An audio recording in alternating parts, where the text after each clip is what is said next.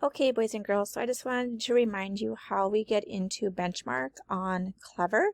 So I've already logged in. I am borrowing Allie's using the QR code. You guys have gotten really good at that. That's the QR code that we use to log into Clever. We usually have used it to get into our math. Today we're going to go back into the Benchmark, and again, we've done this before, but not as many times. But once you're on here, you're going to see I'm on Allie's. And if you remember, you're going to go to the assignments. And here you can see there is one assignment waiting. This should be the same assignment that you will do. So you're going to click on this story here. And if you remember, to open it, you have to click on this book. Okay, so it says listen to the story, then go back and complete activity on Seesaw. So those were my instructions for you. So I'm going to go ahead and tap on this book.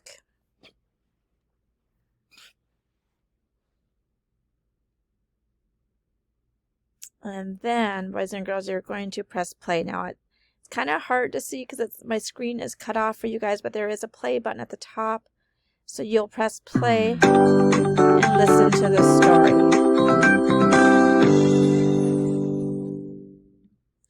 And then at each page, it'll do a little beep and it'll tell you when to turn the pages. Okay.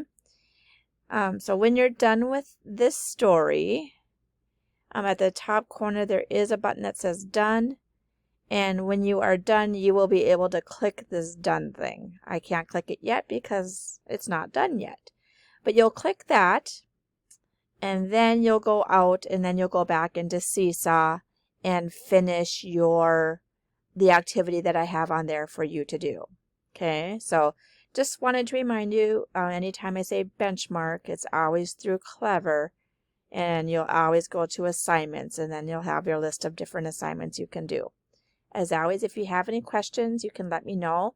The best way for questions, guys, is just to add a new journal post, and I will always respond to you. All right, good luck, guys.